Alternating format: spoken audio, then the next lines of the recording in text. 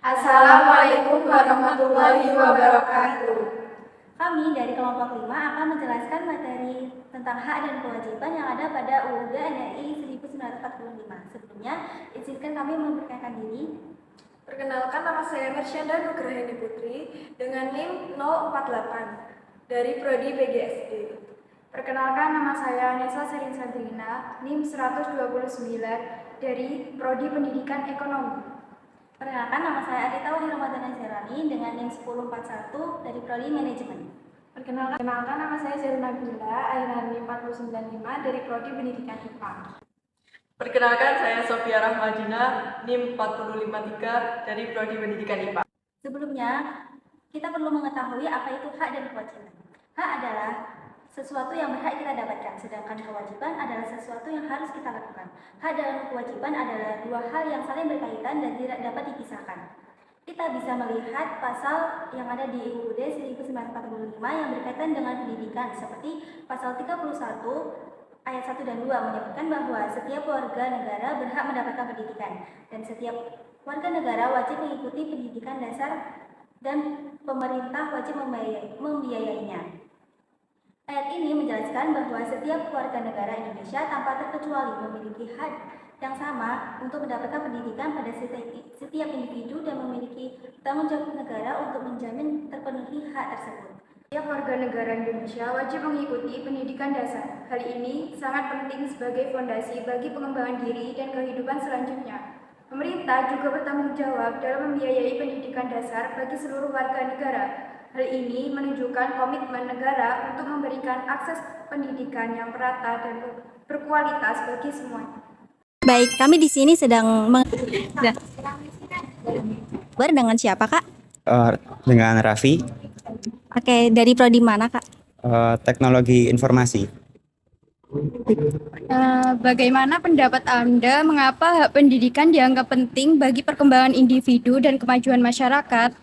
Kalau menurut saya sih penting ya, karena untuk pertumbuhan pribadi seperti berpikir kritis, terus juga bisa untuk kemajuan masyarakat, pendidikan diperlukan untuk mengembangkan potensi untuk meningkatkan kualitas hidup, mengurangi kesenjangan sosial dan juga mendorong inovasi serta kemajuan ekonomi. Mungkin itu saja sih dari saya.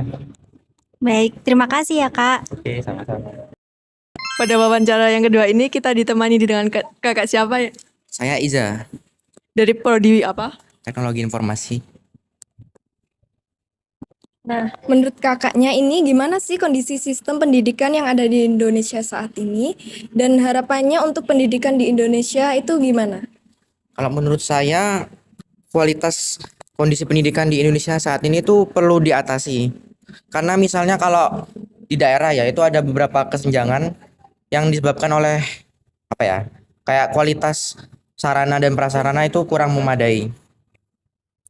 Jadi harapan saya untuk sistem pendidikan di Indonesia itu perlunya upaya peningkatan anggaran sehingga dapat mengembangkan kompetisi guru, pembaruan kurikulum, pemanfaatan teknologi, serta melibatkan seluruh komponen masyarakat dalam proses pendidikan. Dan untuk yang terakhir, saya berharap kualitas fasilitas pendidikan di Indonesia menjadi lebih baik. Baik kakak, terima kasih karena sudah mau Oke, kali ini kami bersama narasumber yang ketiga dengan siapa, Kak?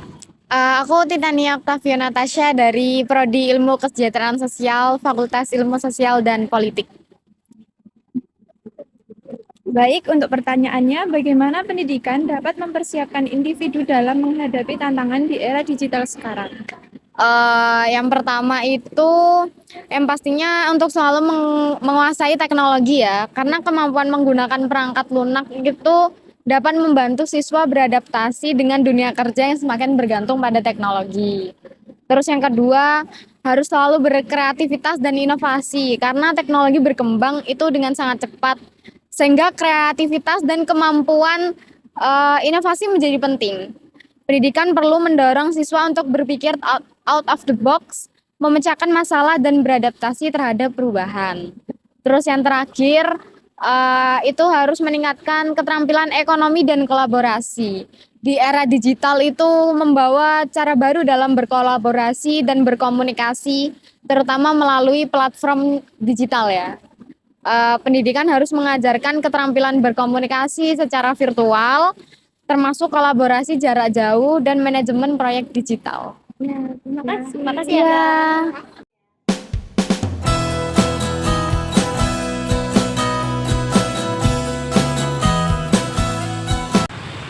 Itulah tadi wawancara dari narasumber yang kita dapat. Sekian dari kami.